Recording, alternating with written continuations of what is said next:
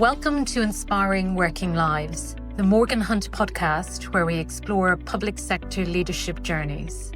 From honest chats about career highs and lows, to lessons and wisdom to inspire the next generation of leaders that will shape our society. Hello and welcome to the Morgan Hunt Inspiring Working Lives podcast. Today's guest is Anna Feuchtwang. Anna is Chief Executive of the National Children's Bureau, NCB, a UK charity working to improve outcomes for children and young people through research, policy and practice. She became CEO in 2014, following an international career that included leading Every Child, co-founding Family for Every Child, and senior roles at Oxfam, ActionAid UK and the Association of London Government. At NCB, Anna drives its mission to shape policy, support practitioners and amplify the voices of children and families. She is an expert member of the Secretary of State's Opportunities Mission and serves as a trustee of Young Camden Foundation and the Serious Music Trust. Widely recognised for her advocacy on children's rights and inclusion, Anna is a regular commentator on school attendance, SEND and child poverty, championing joined-up systems and greater investment so every child can thrive. Anna, thank you so much for coming to see us here at Morgan Hunt today. Really appreciate it. My first question is always about your childhood. Could you tell us a bit about it, and were there any career aspirations at a young age? Right, okay, so it's lovely to be here. Thank you for asking me onto your podcast. I was born in West London and I had an incredibly happy and loving childhood. And as somebody who's very interested in early childhood development, I totally understand the importance of those early years and how much my parents' complete confidence in me, even when I screwed up, which happened quite a lot, they never lost faith in me. They always had confidence that I'd be okay, and I think that's really seen me through. Did I have career aspirations? I wanted to be a writer for a long time, and I thought that's what I was good at. But actually, my first career aspiration, if you can call it that, I was desperate to be a trapeze artist, having been taken to the circus. And do you ever wish you'd gone that route? Yeah. Well, you could say I was a high flyer, I suppose. Actually, I don't know that I have got a great head for heights, so I'm not sure it was really that realistic for me, but yeah. But you had that vision of whizzing through the big top. I think the sort of risk-taking, the freedom, the sparkles, all of that entertainment bit was probably what drew me. Yes, yeah. And then it's interesting that you talked about that confidence your parents gave you as a young person. How important is that, in terms of setting you up for future life? I think it's really important because I think if you're, you have to, I know it's an old saying, but you do have to fail in order to learn. And so being confident enough to get things wrong, I mean, I wasn't confident to get things wrong, but getting things wrong and then the world didn't come down on my head. My parents didn't think I was a complete failure. They just thought that I would find something else to do and be better in my own life. And that made a big difference to me, I think. Got it. Okay. So how did sort of education pan out and then into your first role? Okay, that was the first big failure. Right, okay. Yes. So I failed all my A-levels. Right. And then I went on to retake an English A-level. And you know what they also say about there's always one teacher, isn't there? I had one teacher who absolutely wanted me to do my best. I had no idea how much she was sacrificing, but she ended up tutoring me for nothing. I went to a large comprehensive school. She had hundreds and hundreds of kids to look after, but she tutored me for nothing in the evenings in order to get me through my A-level. I got my English A-level and I went on to the London College of Printing to do a higher national diploma in journalism, which then led to an apprenticeship with a local newspaper. So it was one of those sort of interwork type programmes at the London College of Printing. Yes, and I'm guessing that was the heyday of local newspapers, and they were great places to work and learn. Brilliant places to work. They were definitely the gateway to working on national newspapers, especially if you went to a well-respected one. I worked on the Croydon Advertiser. Right. I think it still exists, but it was an indenture scheme, so it meant that for the first 2 years you were there, you were on an apprentice's wages, but you got trained on the job. I mean, slightly ironically, it was the same course that I'd already done, but it was fine to repeat some of it and then get my qualification in journalism.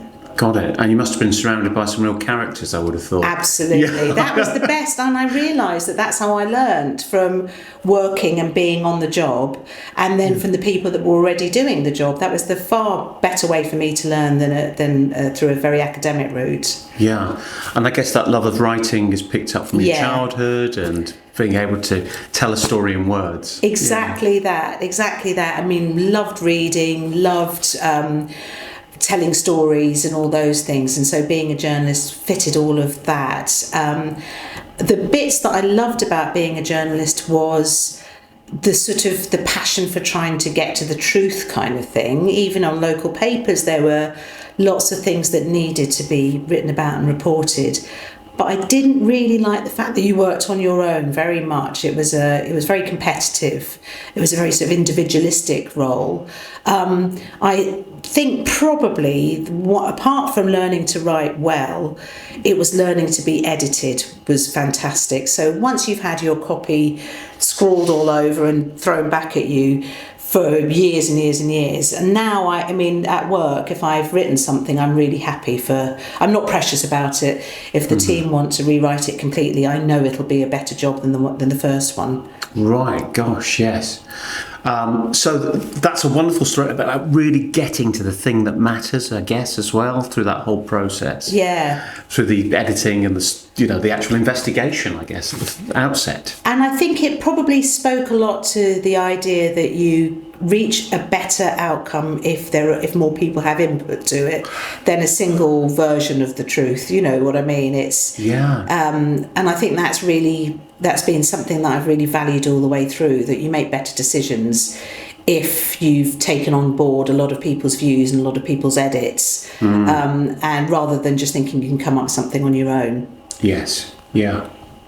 Okay, so from journalism at the Croydon Advertiser, where did it go next?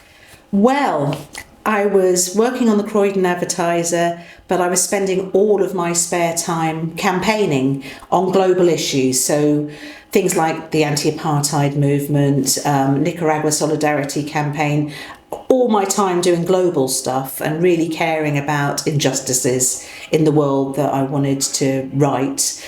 And then I thought, well, if I'm going to spend all my time doing this, I might as well get paid for it. And luckily a job was being advertised at Oxfam as a press officer. So I had all the skills as a journalist, and I had the knowledge because of the campaigning work I've been doing in my volunteer capacity. And then so I got the job. Right, okay. Where did this sort of human justice piece come from? It's a good question. I suppose probably from a global point of view, all three of my grandparents were not from the UK. So two were refugees from Nazi Germany, and one was I suppose you'd call her an economic migrant from India. Right. So all three of them had ended up in London in order to get a better life. And I think that drove my interest in global issues. My parents are very passionate political people, and so their influence about sort of how important it was for communities to stand up against things that were wrong really influenced me, I think. So that was very much part of my childhood. Got it, right, okay. So you've joined Oxfam. Yeah. With your sort of background in journalism, and how was that? It was amazing. Yeah. It was amazing. I spent 10 years, just over 10 years at Oxfam. I had both my kids while I was there. They were fantastic in terms of their maternity cover, they had a workplace nursery. They made it really easy for women to reach leadership positions because it was possible, compared to my peers at the time in other workplaces. It was really easy for me to have children and continue working. And apart from that, the subject matters were so interesting. So my first job at Oxfam was working on campaigns, and I was the press officer for they were called desks, like in the army, I guess, but the Latin America and Caribbean desk. So that was incredible. I got to travel all over the world. I got to work with the most extraordinary people, and to cover issues that I thought were really important. So it was very, very, very formative for me. And I also there met my first brilliant boss. Right. And she influenced me hugely, and she's still a very close friend. Wonderful. Yeah. What was her input in terms of developing you? She wasn't there for very long, but I think what I got from her was, although she wasn't my direct boss, she was about sort of 3 tiers above me. She was the head of our department. She took an interest in absolutely everybody. So she was genuinely interested in people and how they worked, and I got a lot out of that.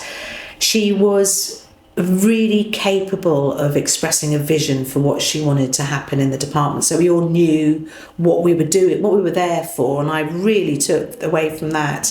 And she was incredibly strategic. So she understood that you don't try and do things you enable other people, to me included, to work.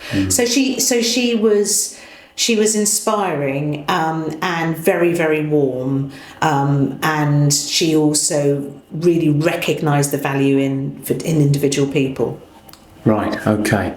That's great. So you're building this kind of kit bag of people who've influenced you, from your teacher through to the boss at Oxfam, taking an interest, etc. And where did it go from running that desk for Oxfam in terms of... Well, so then I had... I came back from maternity leave with my first child, it was great to have a workplace nursery and to have all of that fantastic facilities and the generous maternity leave. It's hard leaving your child, especially if you go back to work full time. And I remember thinking, if I'm going to be at work, it really has to be worthwhile, because otherwise I could be at home with my baby. So I was frustrated because I'd been in the job 5 years, and I thought I should be as a press officer. So I started badgering my new boss, who'd been brought in while I was on maternity leave, and saying, I could do more, I could do better, I could do differently. And he eventually said, look, we've been trying to fill this role of head of communications, you should apply for it. I hadn't even managed anybody at this stage in my career, but I went for the job and I got it. And it was a massive gamble on his part, and actually on mine, although I didn't know it at the time, because a jump up of that magnitude really is significant. I knew it was significant because I was suddenly running a department, but I don't think I wasn't really prepared for the challenges, and it was sink or swim, and I sank and then swam. So so it was a good learning. It was a sort of difficult learning experience, to be honest. Yes, yeah. But that's often the case with these big jobs, isn't it? That you do struggle at first, but it's actually the ability to come through that and to ascend in the role, really, isn't it? It is, and I have to say that overcoming those challenges was not really down to the way I was supported and managed. It was more down to the confidence that from peers that I had with peers across the organisation, particularly, and this is quite an interesting lesson for me, is that I'd been a trade union rep, and I'd learned all my management skills from being a trade union rep, because I'd had to negotiate around policies and practices. And I had really good support across the organisation as a result of that. I was well connected. And I think that helped me. I learned a lot from other people. One of the things it taught me was the importance, if you're going to put faith in people or trust and give them a chance, you do have to back that up then with solid support and coaching and mentoring afterwards, and I didn't have as much as I would have liked, so I felt sometimes quite isolated and lonely. I was also the only woman on an all-male leadership team in that department, and I was the only one with a young child, and so I had that classic female experience of meetings would go on after the end of the nursery day, and I was told, you're allowed to leave the meeting, not we'll finish the meeting so that we all finish on time, but you can go, which meant I missed out on all those chummy conversations that happened after I'd left the room. Right, okay. Yeah. So you learn from things that don't go so well. Yes, yeah. They're all experiences, aren't they? You know, it's about taking the value from them, good or bad. Okay, so how did you break through all that? How did you deal with that sort of difficulty of being, all right, see you, Anna? I think it was a determination to do it despite the lack of support I was getting, and because I really cared about the things I was working on, and I really cared about the people in my department, and the people who I felt real responsibility for. And then I had a second child as well, so that gives you different perspectives too. And actually it was after returning from maternity leave with my second child and really understanding that I'd benefited massively from Oxfam. I'd learned a lot from Oxfam, but I think I came to the conclusion, and it was helped by, or rather prodded by some very senior people at Oxfam and a consultant who'd been brought in, that I wasn't a good fit for the role anymore. And that's a painful recognition. Right. So you can end up feeling terribly resentful and that, you're being pushed out. Yeah. But actually, I recognised that it wasn't suiting me anymore either. Right. And so I left. I found another job and left. Okay. And where did the road take you next? Well, then I did a job which was a sort of the first of the real collaborative roles, and this absolutely sealed my rather perverse enjoyment of working in coalitions. And that was for an organisation that became known as On the Line, which was celebrating the millennium. And the 8 countries that straddle the Meridian line, and it was a coalition of international organisations, including Oxfam, and Channel 4. So Channel 4 were the commissioning editors, and there was a series of programmes that went out for the millennium. And I ended up with Jon Snow as my boss, which was fantastic. That was a sort of 2-year stint, and I absolutely loved every minute of it, but it was a fixed term contract because obviously it ended when the millennium came and went. Right, okay. That must have been quite an experience. Does he wear coloured socks? He does. He does, and he was a great boss. He wasn't really my boss. He was the chair of the board of trustees. I was pretty much working for myself or working for the organisation, but it was sort of like being self-employed at that point. Yes. So a 2-year fixed-term contract. Yeah.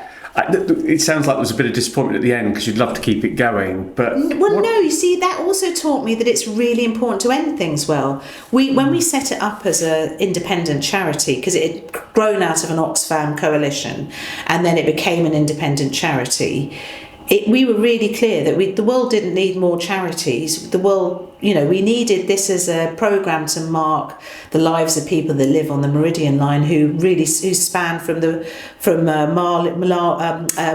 Mali all the way through to England. You had some fact. So it was a global celebration. But actually, we needed to close it at the end and not sort of just perpetuate it for the sake of it. So that taught me a great deal as well, which is that organisations don't have a right to exist. If their mission is delivered, as ours was, then close it down. Great. Okay. So where did you go next? Then I moved to the Association of London Government, and that was the one and only time I worked in the public sector. The best bits about it were a few of the colleagues that I worked with, and I was Director of External Affairs there, and I had the absolute privilege of working with some amazing experts on child rights, and it was the it was the period of New Labour, so it was the Every Child Matters legislation, and I got heavily involved in understanding the transformation that needed to happen to keep children safe and to help them thrive through that. So things like Sure Start and all the rest of it was being implemented around that time. So that was amazing. Yeah, and this kind of gets you into a spot for the future career, doesn't it? This becomes real passion. It became a real passion.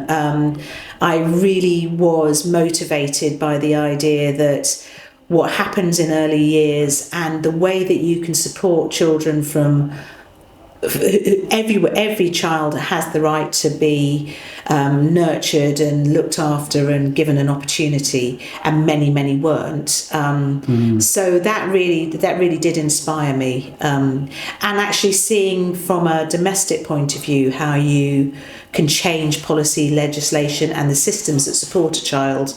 That's really, there was a sort of thread there that was already leading to the National Children's Bureau. And in fact, it's where I first came across the National Children's Bureau. Right, okay. So talk us through that connection then. Well, the connection is that what we look at is all the systems that support babies, children, young people and adults where they need care and support, and how the professionals that work in those systems and how those systems link together or don't can really be improved through understanding the evidence, working out how you put that policy that comes out of the evidence into practice, and then how you learn from that practice back into evidence gathering. All of that I really learned. I had the first experience of at the Association of London Government, which is now called London Councils. So I did learn a huge amount there.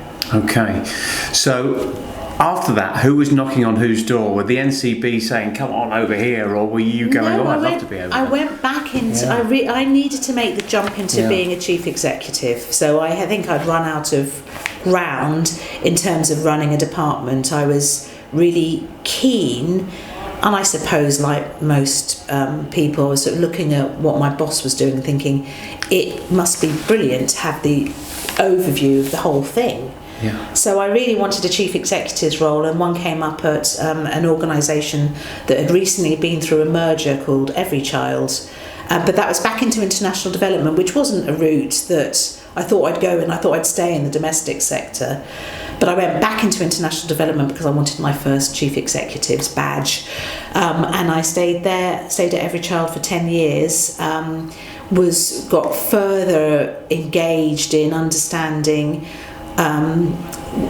methodology, I suppose, around how you support very early childhood, but also about the importance of family and relationships and keeping families together, but also about how that system, the system that we ran as an INGO, an international organisation, was completely out of kilter with where the world was. So I decided that trying to make decisions in London about what was happening in Ethiopia, where we had a partner organisation, was not only really offensive in many ways, but also stupid. I mean, it didn't work. So because what did I know? Yeah. I mean, I could advise and be a sounding board, but I wasn't there, so how would I know what was going to be most effective? And so I helped with my colleagues at the time to transform Every Child into a network organisation of membership. A membership organisation. So we transformed it so that the partners in Ethiopia, for example, were then the members of Family for Every Child. It was there. We handed it over to our local control. Yeah. So a global organisation with national members who control it. Yeah. Okay. So turning I closed it down. I closed that. So another ending. I'm good at endings. Right, yeah. So I said, well, Every Child doesn't need to exist anymore. We'll create Family for Every Child. I no longer have a job, and then I'm moved to the National Children's Bureau. Right. Okay. We'll come on to the National Children's Bureau in a second, but turning up first day, newly appointed CEO. How did that feel? So so weird. You go into we all had offices at that point, so it was a lovely building in Old Street, and I remember sitting in the office, door closed, unpacking, about like first day at school, unpacking my pencil case kind of feeling and thinking, oh my God, someone's going to throw me out. This is, so everybody, if you don't have imposter syndrome on the first day, there's something wrong with you, because it's impossible just to become a chief executive. You have to learn how to be a chief executive.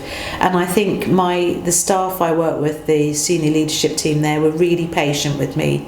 They had been holding the fort because they had come out of a merger, and the previous chief executive had resigned, and there had been a gap, and the team were absolutely exhausted. And so for the first bit, I was running it like I would have done my department, getting to know people and all the rest of it. But I learnt a lot from the chair of the organisation.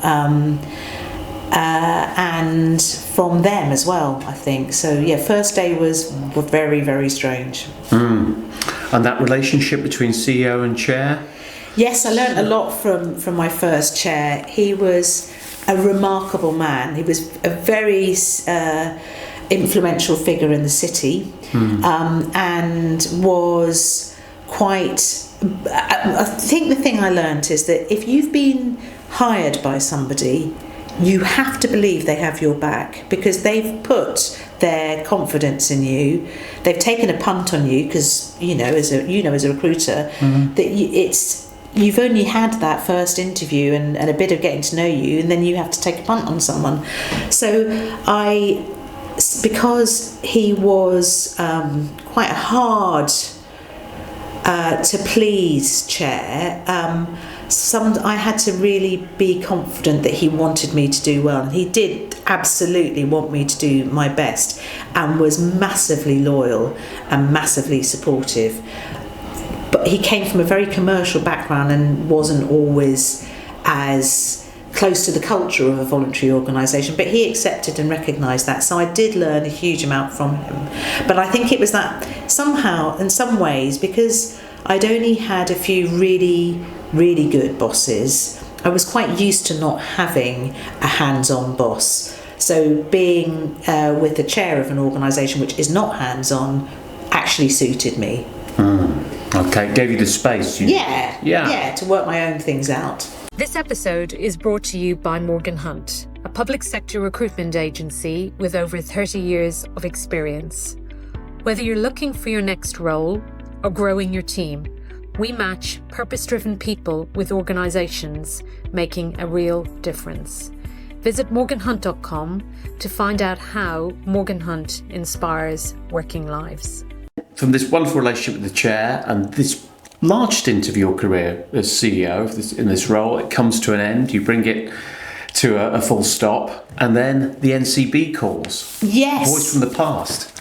So I saw the advert for the National Children's Bureau Chief Executive role, and I had genuinely been thinking about, I need this. Every child will come to an end in just under a year at that time. So I knew I'd need to start looking, and I'd made a list of the organisations that if I had the opportunity to work for, that's where I'd really love to work, and NCB was on that list. Wow. So it really felt right. So I thought, actually, the thing I loved about it, the thing I was really attracted to, was that it's always been a convening organisation.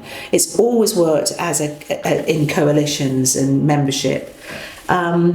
It's a sort of nerdy organisation in the sense that it's really interested in systems and policies and really good practice, and how you encourage and work with frontline workers as well as their bosses within the system to support children and young people, rather than doing the direct work. It's the back bit, it's the sort of engine.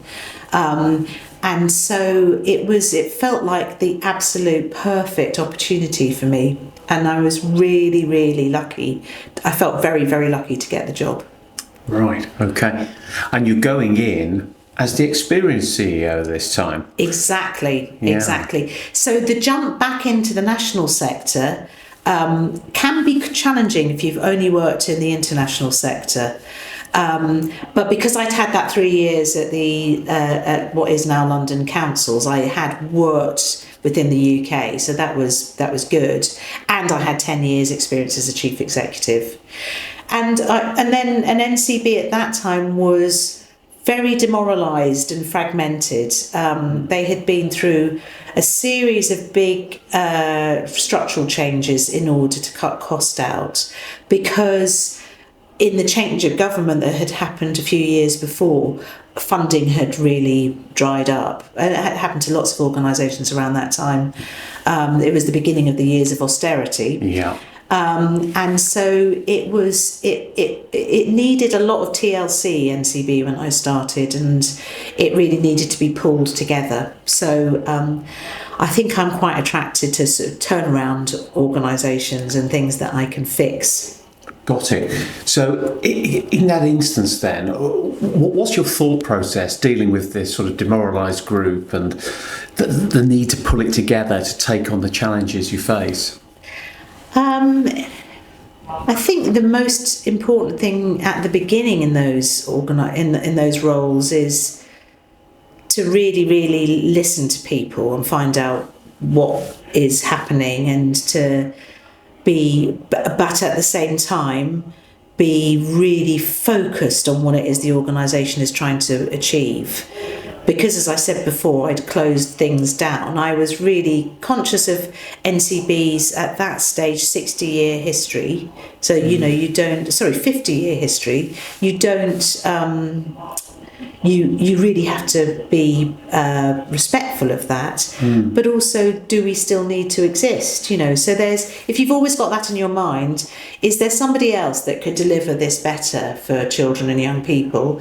They should be doing it, not us, if there is. But if you think your organisation is the best to do it, then that's a massive incentive to get the organisation to come together. So I think having a level of confidence and vision and energy is what I brought to NCB, and all those three things were lacking. Yeah.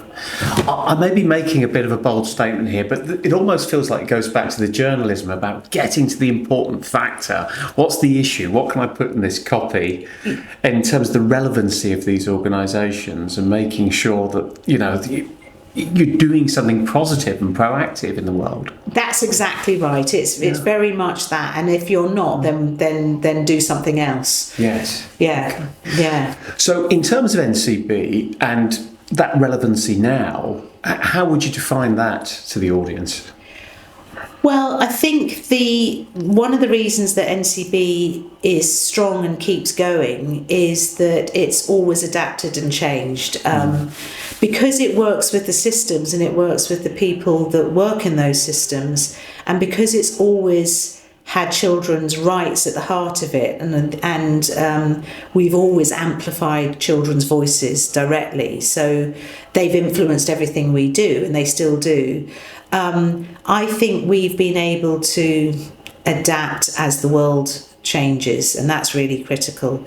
And that means that the job stays fresh for me as well, because there's always something new to be working on. We're always doing slightly different new things. And so now we are looking at all the things that are possible. So we look beyond just the single policy to all of the policies that make up the system. And now we're even looking beyond childhood itself and thinking, well, actually, if you look at what happens to people over their life course, we have got a lot of insight because of working with children and understanding early childhood, and understanding that if you have a special educational need and a disability, then you're still going to have that need when you're an adult. So why wouldn't we want to then support people in working with adults, because those are the same kids that we were working with. So that's given us a lot of new insight as well. We brought research and practice into NCB just nearly 2 years ago, and they already worked with adults and in the adult system, and that has brought us such amazing insights that we want to kind of continue and strengthen that area of work. And that makes everything interesting for me as well. It keeps me going. Yeah, great. Because I guess from a challenge point of view, SEND numbers keep going up, the funding keeps going down. How do you deal with those challenges around, putting out the message and trying to influence? There have been times over the last few years, and there will continue to be times over the next few years, where as a leader I have to really dig deep, because not only are there challenges to keeping NCB going, we are all facing financial uncertainty, but actually the issues we're working on have got harder. And the most recent one that has been really painful is around the rise in racism and the effect that has on not just, particularly the kids that we're working with. We know how much racism has an impact on people's ability to thrive and be their best selves, but also on my staff. It's something that I never thought we'd come right back to again. It's not like it ever went away, but this sort of emergence of it, I have found that really, really tough. And then when you also see the kids that are most impacted by the sort of lack of good policy, good systems, are those that are black or global majority and have a special educational need and a disability and have mental health issues. All the kids that we work with are significantly impacted by, for example, the 2-child limit, or anything, all those things that keep kids in poverty. So I'd sort of hoped, but that by this point in the world, we would have done we would be better than we are. And sometimes it's hard to keep staff going in the face of all that. So then the thing you need to really do is to sort of re-energise yourself by working with either by spending time with young people themselves who have insights that I won't have, or by the professionals that are working with those young people that will also have insights, and that kind of keeps me going. One of our values is forever young as an organisation, and we don't just mean that we want young people to have a real say in what we do and we want to amplify their voices. We also mean in the energy and optimism and hope that young people tend to have about the future. And if I can't express that at the point at which I can no longer feel and express that, then I'm not right for this job. Okay, that's really important, isn't it? That we keep that hope, because we can get cynical sometimes as we get older and we're dealing with these challenges. But I am shocked to hear you say that racism is the number one issue really that's being faced. Yeah. I think, the intersectionality particularly. So that's the issue that has been, from my point of view, the most acute, because it's become so clear to me that it's one of the greatest obstacles that's in the way of children and young people achieving the things they should be able to achieve.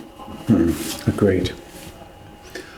Okay, so this wonderful experience, Anna, all of these years, these different organisations, these different roles. If there's somebody sitting out there listening to this podcast right now who likes the idea of becoming a chief executive one day but can't quite see the way to achieve it, what advice would you give to them? I would say, if you really like responsibility, that you love the big picture and joining dots and making sense of things and seeing patterns in things, and you're really interested in people, and you are passionate about the thing the organisation that you're interested in is doing, and you really, really share that passion, then you shouldn't be worried about whether or not you've got an academic qualification or you're steeped in the content knowledge of that organisation. It's really, I think, the role of a chief executive is about bringing all those pieces together, and having a vision and a sense of where you want to get to. So the good leadership, and actually really critically, is being open to feedback and real self-knowledge about your own strengths and weaknesses. And clarity about your own vulnerabilities too, about where, like I've talked about, getting things wrong, knowing where you're likely to have an Achilles heel and not see your blind spots, all those sorts of things. That's really critical because, like I said, with the sort of being edited, you're so much better when you are able to listen to and be influenced and get the best out of other people for yourself as well. So if you've got all of those things, those are the skills you need, not academic qualifications or, I don't know, sort of. You obviously have to have good financial understanding and care about the business model of an organisation, but you've got other people in the organisation that can really lead on those bits. So never be afraid of imposter syndrome. Just give it a go. The other thing that's great about that is that I love building teams. And if you build a really strong team, then you're not alone, you're doing it collectively. You can distribute your leadership across the organisation, and come to collective decisions, and that's the best fun. Yes, wow. Okay, so that's really interesting. It's this kind of exploding the myth that the CEO has to be brilliant at everything, when really the key thing is to pull together the skills in the organisation to make it thrive and drive it forward. I think so. I think so, and understand that it's all about relationships, really. It's about how you build trusted, strong relationships, that how you drive high quality, high confidence and high ambition, all of those things. And that's through high support. Brilliant. Well, Anna, thank you so much for sharing your story with us today. It's a wonderful, inspiring tale you tell, and I wish you and the NCB every success in the future. Thank you, Dan. Thank you. Thank you for listening to Inspiring Working Lives, the Morgan Hunt podcast, driving positive change and helping you to grow your career. If you've enjoyed this episode, make sure to subscribe so you don't miss the next inspiring conversation. For more insights, opportunities, and updates, head to morganhunt.com.